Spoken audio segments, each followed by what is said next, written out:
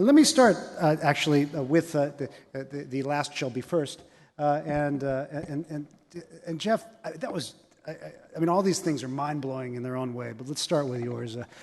So can we develop this a little bit more? Let's say you've defined the transcriptional profile of the cell. You know that this is really a stem cell. It's no longer the sort of Wild West that it's been in the past, where people say this is a stem cell, but is it really a stem cell?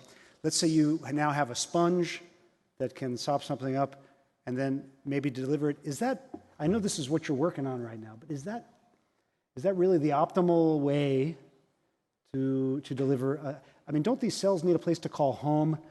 And wouldn't maybe some of the works going on the matrix side of things be nice to create like a marriage there? And I know there are matrix people and stem cell people, but maybe you can be the guy that brings them all together.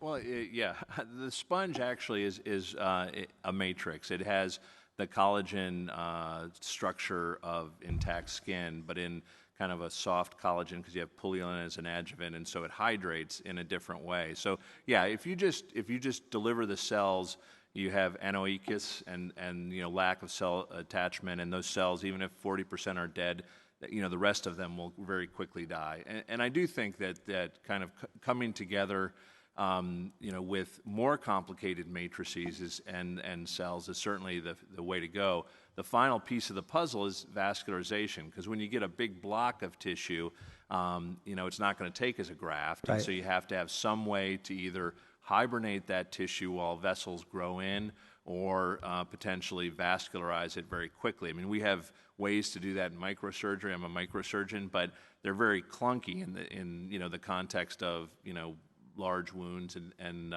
things like that. So I think there's a lot more work to be done. But again, I think we're on the path to getting there. And again, I feel very I'm very optimistic. Again, I as a regenerative medicine person, I feel very good that I'm a wound healer because I can get things into the clinic much faster than someone working on spinal cord injury. Because isn't that the case, right? I mean, because one of the things, one of the big conundra that we've faced is that all these matrices are similar in some ways at the basic level, but the great thing about wounds is that they're right there, and you can get at them, unlike here or here. And many of the patients don't have great options. Certainly when you're talking about critical limb ischemia and very end-stage disease where, the next step is an amputation, I think it's different than heart disease where there's lots of good interventions there. So I do think wound healing is a really unique crucible that is, important from a humanitarian perspective, from an economic perspective, but also from a scientific perspective. God bless you. That's great. Here we are, straight out of Hamilton, Ontario, Canada. Perry Mayer. Those are very cool glasses, man. Thank you very much. They're out of Minnesota iBobs. That's if you wanted some. Oh, great. I just wanted to ask a question to Dr. Najafi and Giovinco. So you did good. I worked on it a little bit. Yeah, okay. I'm interested in this. I love the 3D printing. I love the idea of analyzing motion. And Dr. Najafi, the idea of utilizing the information that you're deriving at the moment not in a university center, but in an ambulatory center. So again, we're back to the bedside debridement again, but the ability to use that information today in my center and the vast majority of our centers, it doesn't exist. But when I look at the 3D printing, for instance, so being able to take the motion data and then the 3D printing data, put them both together and create my own total contact cast that's absolutely perfect. And we heard about this maybe I think it was 2 or 3 years ago. There was this notion of scanning the foot and creating this perfect total contact footbed that did what we envisioned we wanted to do, and without having to think about it too much. And I just wondered if you have any comments about the ability to do that today, knowing what we know from both of your work. Is that possible, or is that in the works, or is that an impossibility simply because the data on the motion is too complex to simplify it for guys, stupid people like me. Dr. Najafi. This is a very great point. Actually, the technology has been progressed very fast. If you look at, for example, the computer, probably now we have more powerful computer in our cell phone than the computer that we have 5 years ago. And you see that how fast the technology is progressing. The technology that I talk about, actually, they are reality. I mean, you can use your own cell phone to measure your body sway and assess balance. They are very cheap technology that is developing either a smart insole or smart socks or other small gadget that they are very cheap that can provide the information about the plantar pressure. The part that currently is missing is really the interpretation of these results. Actually, you as a specialist, that how you are open to use those kind of the information to provide personalized care to your patient. So definitely there is a phase of learning. And this is the part that the university and some of the research centers, they try to address. But I believe that now the age of the gait lab has been passed. You can have your own gait lab using your own cell phone and have all these parameters objectively, and maybe combine this actually with 3D printing to have a personalized offloading or CFO to the patient to, for example, address the plantar pressure abnormality, address the foot problems, or providing the other type of the care. Nick, so you use 123D Catch on your phone, don't you? And Yeah. you're doing all kinds of wild things, aren't you? Yeah. So 123D Catch is a free app where you basically can just take a bunch of pictures of something, anything from something small that sits on your desk, or you can go into the Metropolitan Museum of Art and totally pirate the Statue of David if you wanted to. There's a couple other good ones that are for the actual, like a desktop app where you can use like a Microsoft Kinect as a scanner and just have somebody sit in a chair and you can scan their whole body or you can scan their limb. The newest Kinect sensors actually got much better fidelity than the last generation one did. And we've been exploring that. I mean, I've actually just in CAD just sort of drafted up and printed my own orthotics. They're decent. They will break. If I made it out of a better printer or better materials, they'll do better. Do I think that per unit it's going to end up being cheaper? Probably not. But maybe the convenience might pay for it. So if you look at like a true orthotics lab that's got multiple pieces and machinery where they've got plaster moldings and things that are happening versus maybe the ability to just scan surface geometry and use that as a molding to create like a inside of a crow boot, I think that's going to be a bit more practical. And what we'll probably see is not one technology replaced entirely by 3D printing. I think we'll see a seamless transition over time. I think there's probably a lot of things that you don't that we can't even predict yet. But I mean, why can't a person do it themselves? Well, maybe yeah. they'll hurt themselves, Yeah. but maybe they won't hurt themselves most of the time. And maybe pretty good is going to be better than going to see the doctor. I mean, I know that sounds heretical amongst a lot of doctors. Or in places where there's a limitation of doctors, you're going to have people that'll wing it. Word up. Speaking of which, you've been so patient. Thanks, Dr. Armstrong. Dave Griffin from Vancouver, Washington. Welcome. Thank you. Along those lines of hurting yourself, I remember several years ago you talking about activity dosing. And in the old days, before Nick's great inventions, the pedometer or something to use on your belt that would count your steps. I wondered if Dr. Najafi and the panel had any comment on where do you define that with patients, and how do you take their unique circumstances and try to put a number of value to it, because it seems so often you can put them in a contact cast and they overwalk even. So where do you guys draw the line? Excellent point.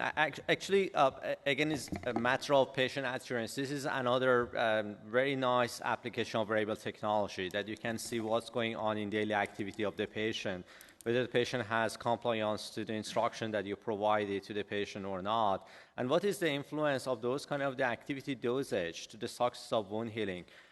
We just recently finished a study in Qatar and Doha that actually we try to address those kind of the parameters. It was very interesting to see that when you provide offloading or some educational modality to your patient, the first 2 weeks the patient has excellent compliance. But after 2 weeks, you see the pattern of the activity is completely changing. You see that the patient, it seems that don't care anymore, and they don't wear actually the offloading. Of course, we have not yet published these results, and I cannot match disclose because we present this data in the American Diabetic Association. But it's very interesting to see that when you get those kind of the information about the activity of daily living, how you can better manage the behavior of your patient and help to accelerate wound healing. And this is that actually is a very small study, but in the study actually we demonstrate that we can do better by providing this kind of the inside information about the activity daily living of the patient. And if we can combine, and this is a new project that just we started, hopefully next year, we are hoping to present some of the results, is combining a smartwatch with a smart offloading to notify patients when they are not wearing the offloading, as well as notify to the doctor to ensure that whether the offloading truly does the job. And not just this, to ensure that whether we have the current safety for the patient, because sometimes you try to provide care to one side, you forget about the overall gait alteration and create more complication for the contralateral side. So we would like really to manage wound in a smart way and in long term. Not only heal that ulcer, also prevent the future ulcer and future complication for the patient. So here's, we're going to develop this a little bit more, but here's the Holy Grail. And all of the pieces are here, either in this room or behind us. We're going to discuss this a little more, I think, at noon time. I think it's on Saturday. But so it's, we all know, stress times activity equals inflammation, which may be able to be detected, which then leads to tissue breakdown. And there are very complicated differences in all of these areas, but if we can measure the cycles of stress in a variety of ways, and we're going to talk about that a little bit more in the Q&A in a minute about that. And we can now. There are technologies like that in insoles and socks. If we can measure the pre-ulcerative inflammation in a focal way and trend that, find out what is not a false alarm as well, then that gives us the ability to dose this. And then maybe we can give a signal to patients, either through, as you said, I've got one of the smartwatches here. This was a Kickstarter grant too. Or actually through other cool methods like what people call sensory substitution, which was something that was first described in the foot by Paul Brand back amongst people with leprosy in the 70s. But now there are prototype shirts that people can wear that have like a homunculus on the back, no kidding, like a foot. And it'll buzz up here if it's your big toe that's giving too much pressure, down here by your bottom if it's your heel. So these sorts of things, these are available now. That's actually available commercially, but I think putting these things together, the masters of the universe are going to be those that are able to put these things together, number one, and as you will hear Dr. Najafi talking about, stop these false alarms from just making us numb. You know, if you've ever visited on any given day when you go back to work, your ICU or any hospital floor, you hear all this buzzing and beeping, and it just drives you crazy, and most nurses are just numb to it, and most ICU docs are. We don't want that to be the case with our patients. We want the alarms to matter, and that's what he's talking about as well. Ma'am, that's an absolutely lovely, very bright outfit, and you, again, have been very patient. Thank you very much, Dr. Armstrong, and the panel for very fascinating talks. I'm Shabnam Baezadeh from San Antonio/Tehran. And my question is for Dr. Danielle Zurovcik. Oh, you didn't want to go Persian to Persian? You're going to Danielle? I went to Okay, Danielle. I thought it was going to be Persian to Persian. No, I'm going NPWT to NPWT. So my question is, you showed the wound pump, and you mentioned dressing a few times, but you didn't show a dressing. What is the wound interface? Yeah, so it's actually, I updated my slides to show some of these things, but I had the old version, so a lot of it didn't show. But the dressing itself, so you have two issues with the dressing. Well, you have more than two issues, but with air leaks.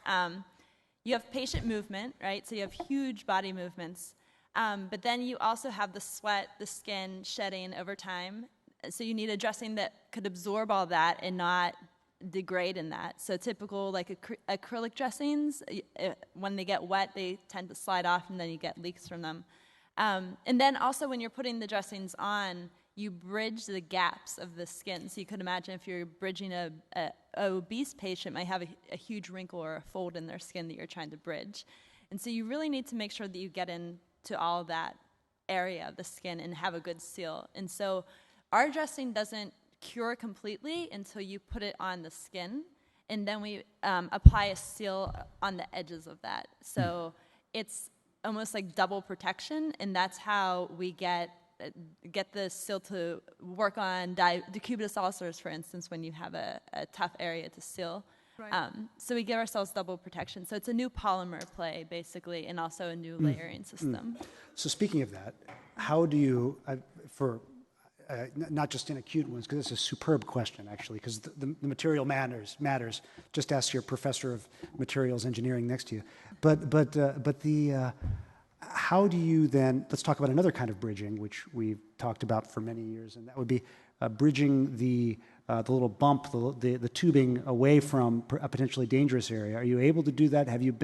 Can you do arts and crafts in a clever way, as you might with some of with the KCI VAC or with other negative pressure wound therapy devices, Yes. so that you offload the area? So there's two things with the tube. So one thing is you'll see a lot of the tubes are pre-connected to the dressing now. Yeah.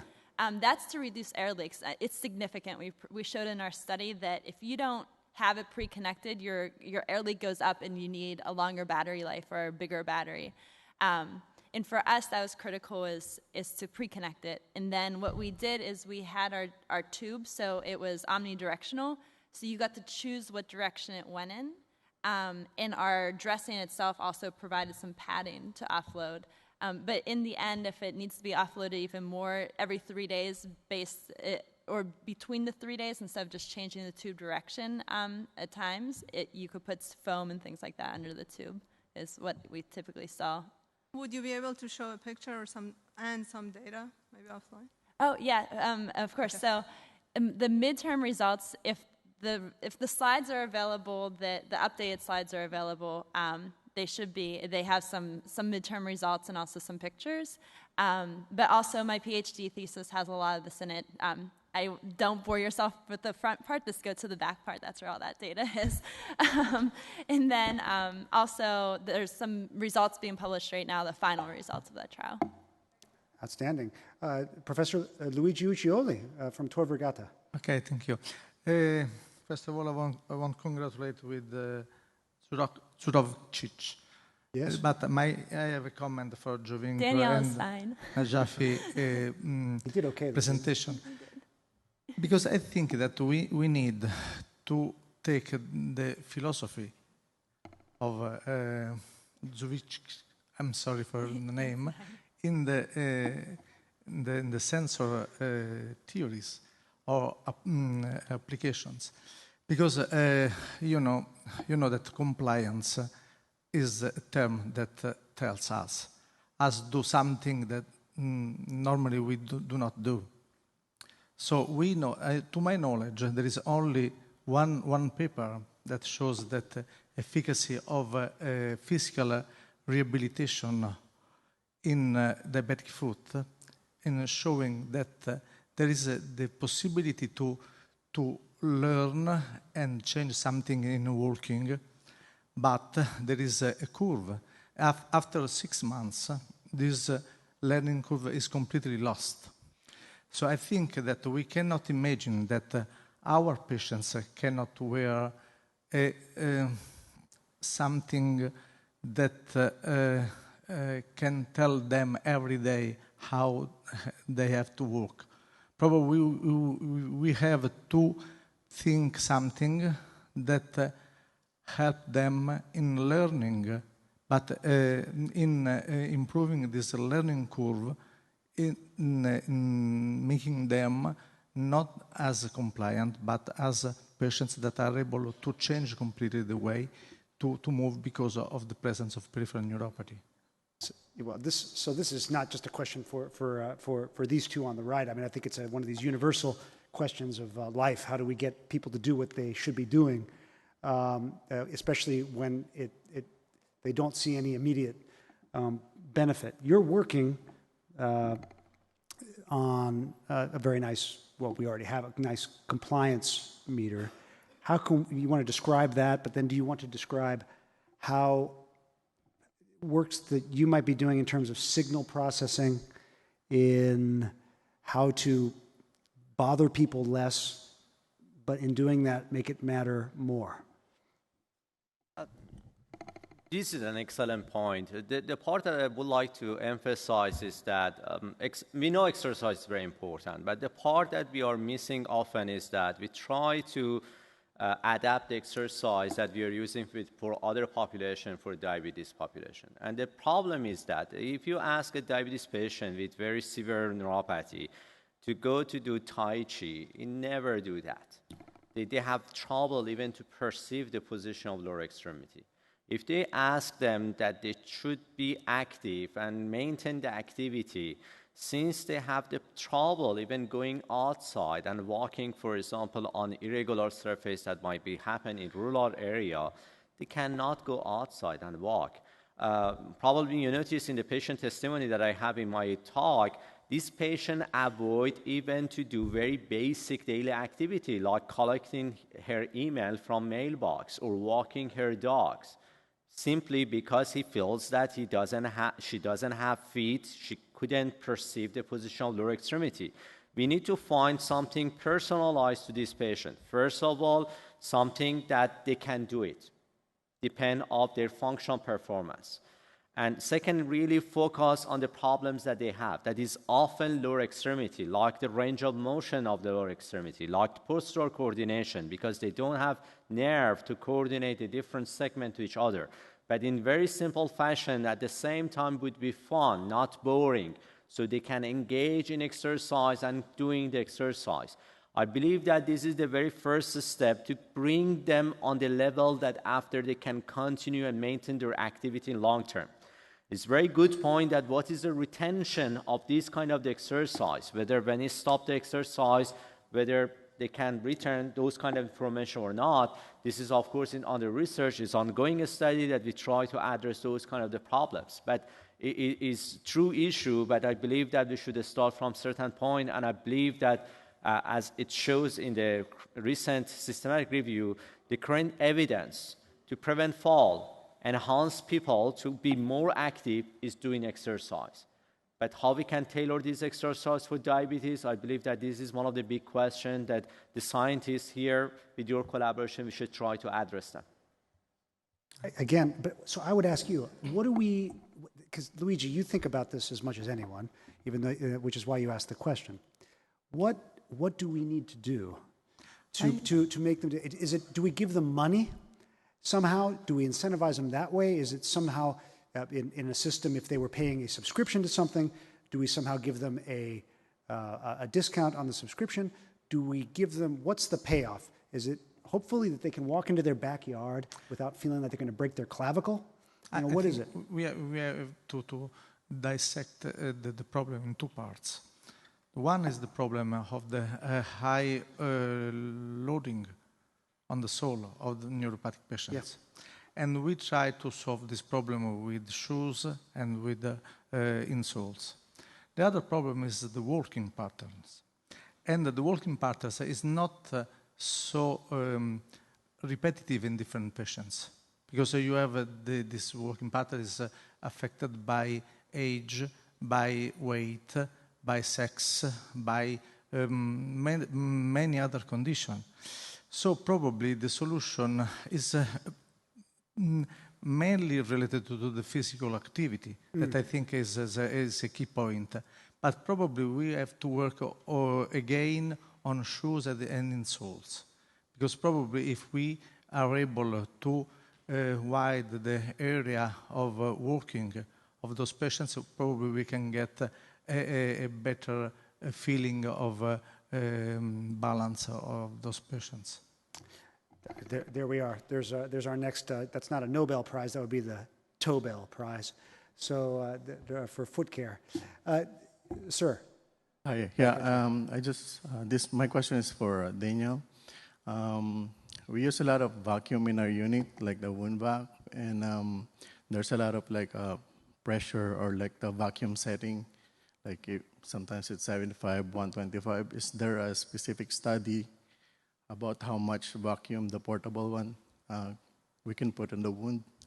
Yeah, so that's a good question. So if you look at studies, they range from 20 millimeters of mercury to 200, which 200 seems very I've never had it on myself, but it seems very painful from the response the patients have with 125 sometimes.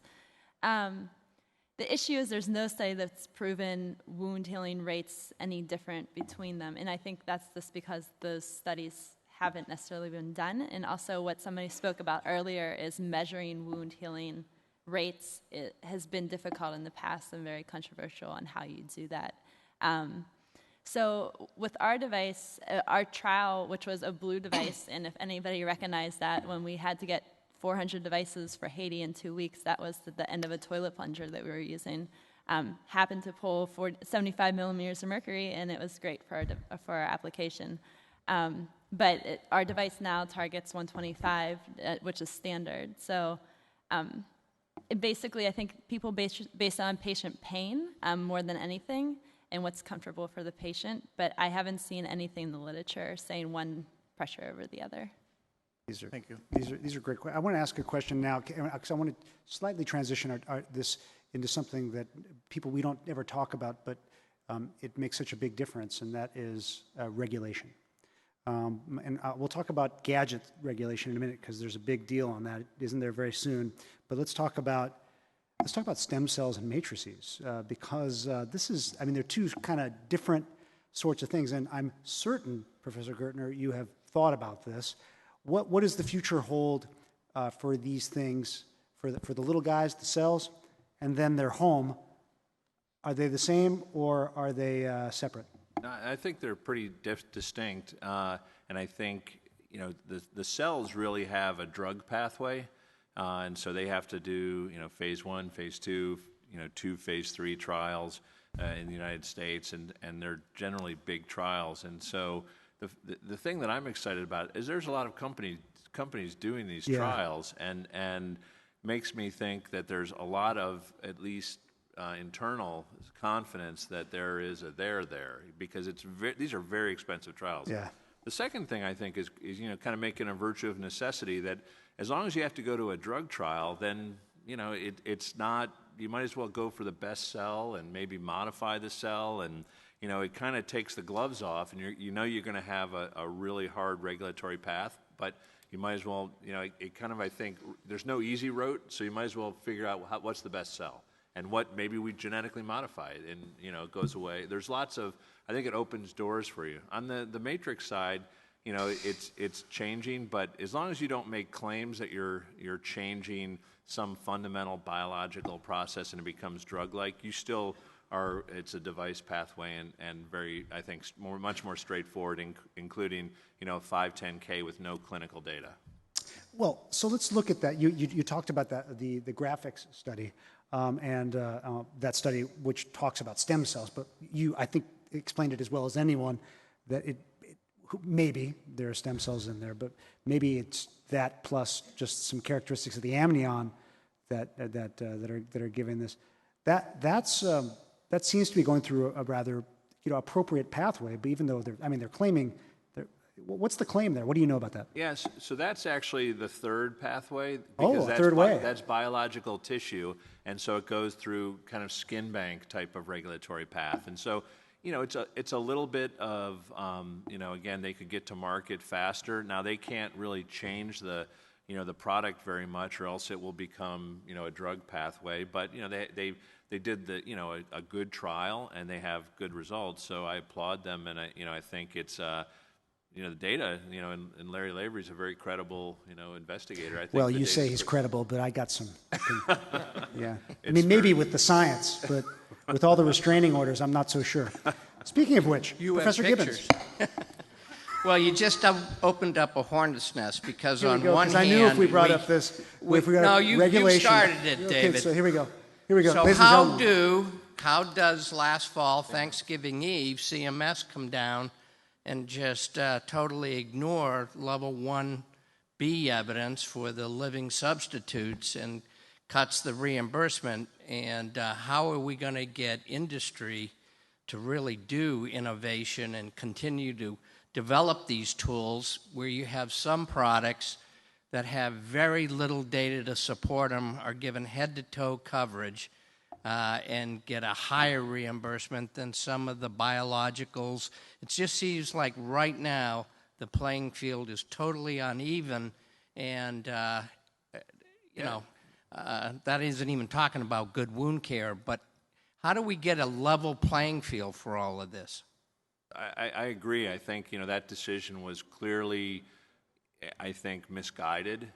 You clearly have some products that have level 1 evidence, and you have other products that have a very simple regulatory path that can go and sell with really no evidence, and you have everything in between. I mean, I think the way you do it is by having groups like this, come up with, here's what we see as the levels of evidence for these different products.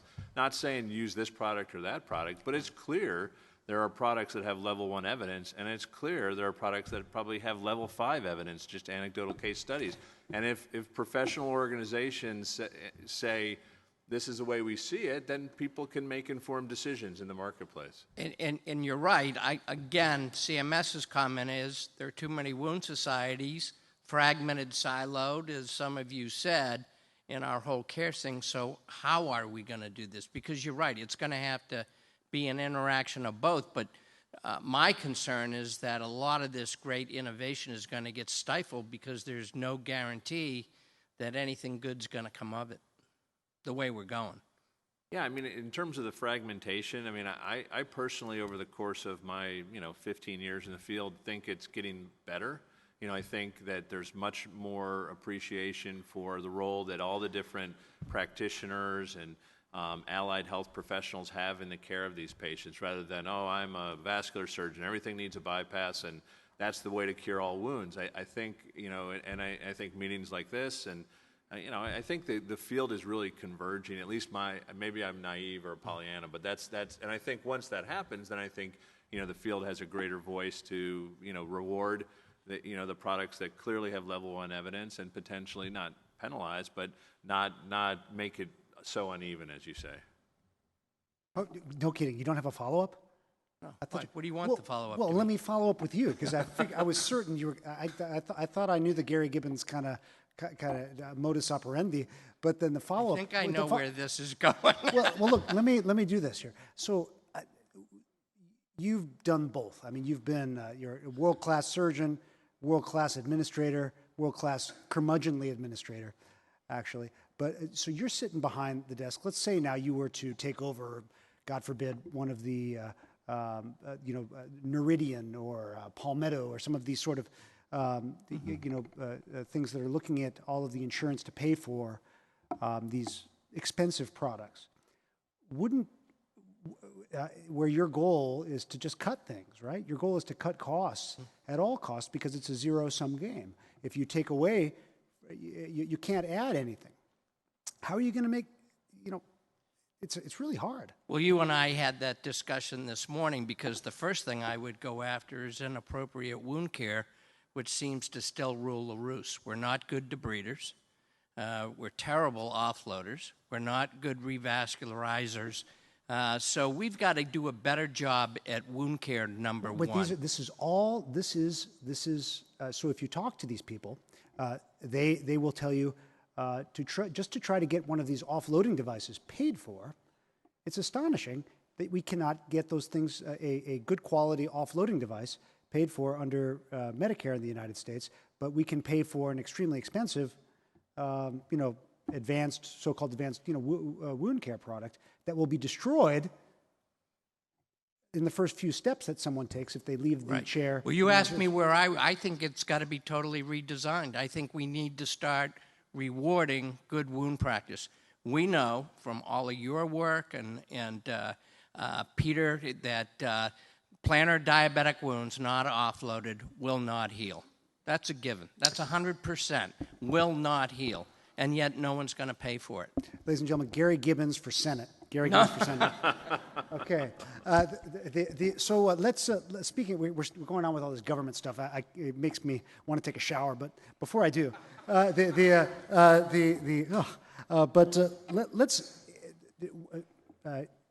Nikki, what do you know about this? About you taking a shower? No. Don't ask, don't tell, Nick. Sorry. I don't even know where to go with that. But I will go there. Check. So what do you, all of these devices now, all of these wearables that seem to be extraordinarily powerful, are coming out literally on a daily basis. It's like a gadget or an app tsunami,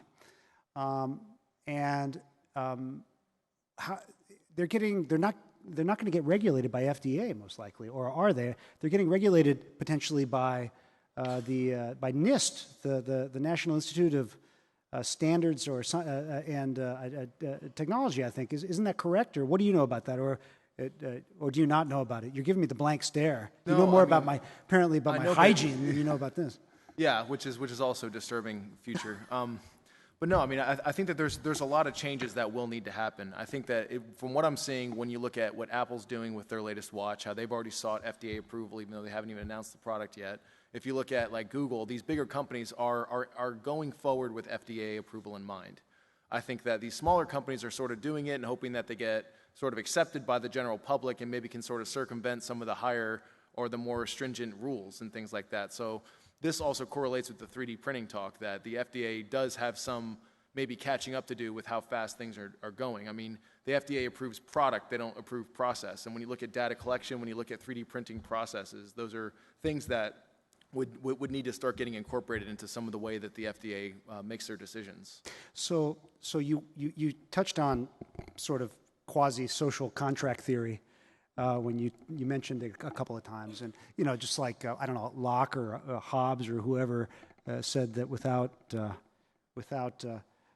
social contract, without laws, and life is going to be nasty, brutish, and short, right? Right. Now maybe we need a new one, right? Where we need a new contract to keep life from being sort of nasty, brutish, and long. In that where we can, but maybe the patients themselves need to own these data, and if they own these data, just like they own their Facebook, or they can choose what to do with some of these things. But if we shift that social contract away from the company like the Google or the Facebook owning it and give it to the patient, then maybe that solves some of these problems if they share it with their doctor, right? Does that make sense? And then we get around all these other issues where they can come in with their rhythm strip that may or may not be FDA approved, or they can come in with this really robust activity pattern that's like a Holter monitor for their whole life, right? I mean, with all of their activities that they've done. I mean, we have these things now, and it's astonishing. Do you think that's what's going on? To an extent, I do think so. It's like, if you were watching what people were doing for their recreational exercise, you'd be a stalker, but people will publish all of that on Facebook. So it's like it's this thing that we have where if people are dignified and voluntarily do it, it's acceptable. And there's like no limit what people are willing to share in this world. I mean, everything from breakfast, lunch, dinner, the mood they're in, how bad they hate their boss, it doesn't change. And I think that when you look at people who start to get into these, exercise or fitness or like blood glucose type apps, they start publishing that on Facebook. The social contract will sort of develop itself around patients' ego and dignity. So moving away from social contract theory and moving toward 3D printing, I'm not going to ask you a question. I'm going to ask Danielle a question because she probably knows a thing or two about 3D printing. But what about, how are you going to manufacture? You talked a little bit about like locally, sort of like local sourced, not produce, but in this case, a medical device. How do you foresee that being done kind of in Rwanda or in Port-au-Prince or wherever the heck you are? So we looked at what they do manufacture, which happens to be water bottles, typically in plastic bags. Awesome. So when I visited these factories, I saw exactly what they were doing there and redesigned the dressings so that they could make that. That was a kink in the design process, right? And it was also showing that if you don't design in these settings, you're not going to truly make these global devices. But as far as 3D printers, which is interesting, I'm definitely not this tech savvy, but a lot with. What the heck's wrong with you? I mean, you've got like those MIT. Geez, I mean, this what's is going true, on? but most of the people I sat around at MIT bought printers and made their own 3D printers, which I was amazed by. So, I mean, I think if people could just buy old inkjet printers off the shelf and start printing things, then why can't you do that in Rwanda if you have a little bit of power, which power is the issue. That's the big, right. 3D, but inkjet printers, I mean, people sometimes will pay you to take them away, so I don't think that's the issue. Well, there we go. So I mean, we're going to have locally sourced medical goods too, and I think that might be a great way to end it. Remember, we said last shall be first, first shall be last. You guys were awesome. I mean, with all the technical snafus, with all this other stuff, you were spectacular. Do you agree, ladies and gentlemen, and families?